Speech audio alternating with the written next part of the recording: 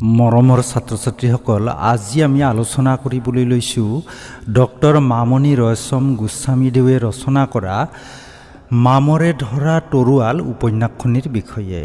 লেখিকাৰ পৰিচয়: 1942 চনত গুৱাহাটীত জন্মলাভ কৰা আৰু 2011 চনত ইহলীলা সম্বৰণ কৰা মামণি ৰয়ছম গোস্বামী ঔপন্যাসিক, গল্পকাৰ, সম্পাদক, গৱেষক, অধ্যাপক ৰূপে জনাজাত। 1983 চনত সাহিত্য অকাডেমি, 2000 চনত জ্ঞানপীঠ বঁটা লাভ কৰা মামণি ৰয়ছম গোস্বামীয়ে আন্তৰ্জাতিক তুলসী বঁটা, ভাৰত নিৰ্মাণ বঁটা, সৌহাৰ্দ্য বঁটা, কমল কুমাৰী বঁটা, অসম ৰত্ন আদি বঁটা উপাধিৰে সন্মানিত হৈছিল।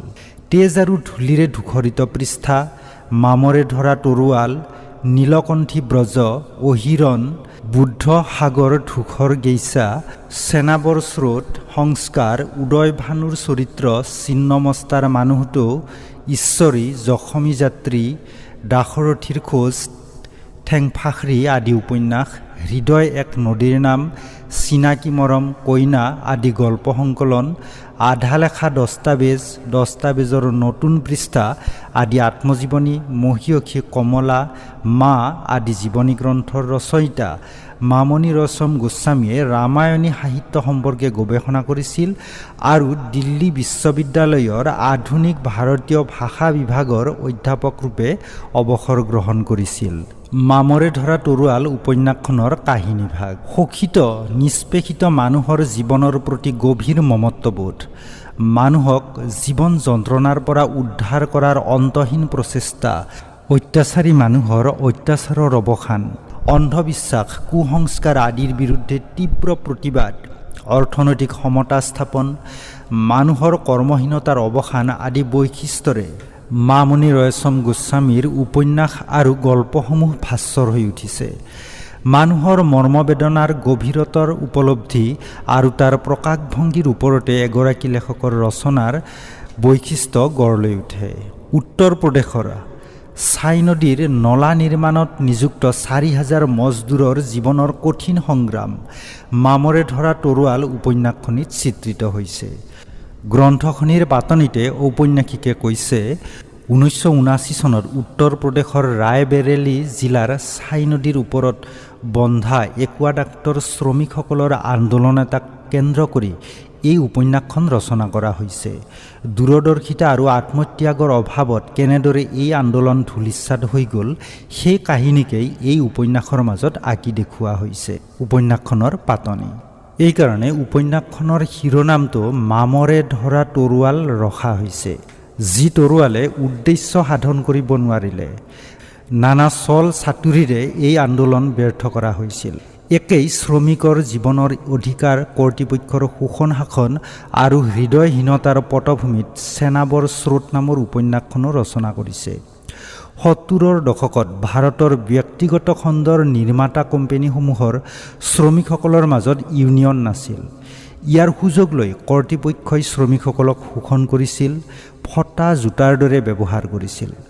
দাৰিদ্ৰৰ চৰম দুখজনক অৱস্থাৰ মাজত পৰি জীৱনৰ মমত্ব আৰু কেতিয়াবা হয়তো মানৱতাও হেৰুৱাই পেলাইছিল।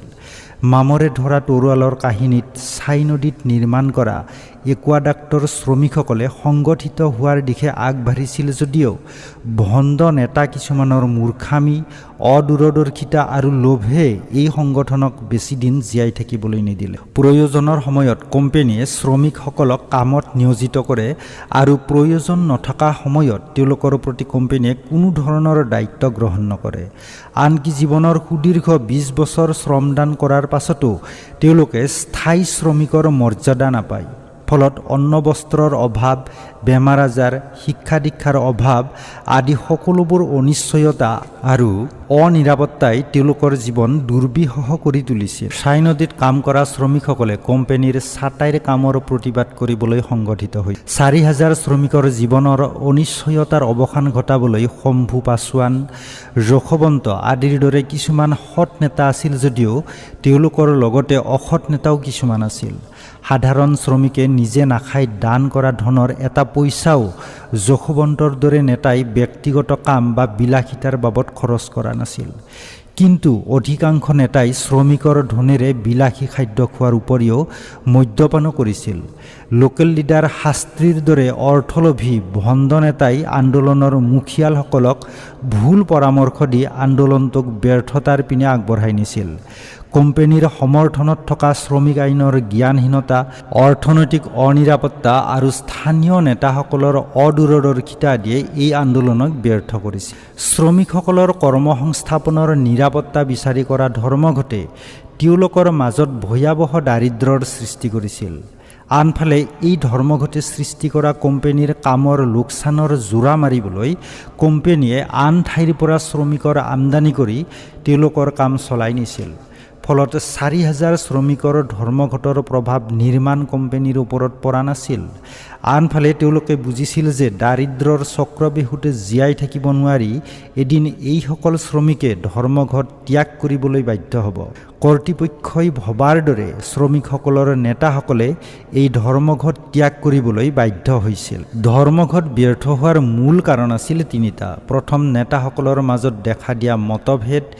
এছাম নেতাই কৰ্তৃপক্ষৰ সৈতে আলোচনা কৰিবলৈ বিচাৰিছিল, আন এছামে শাস্ত্ৰীৰ দৰে ভণ্ড পৰামৰ্শদাতাৰ প্ৰৰোচনাত ধৰ্মঘট চলাই নিবলৈ বিচাৰিছিল।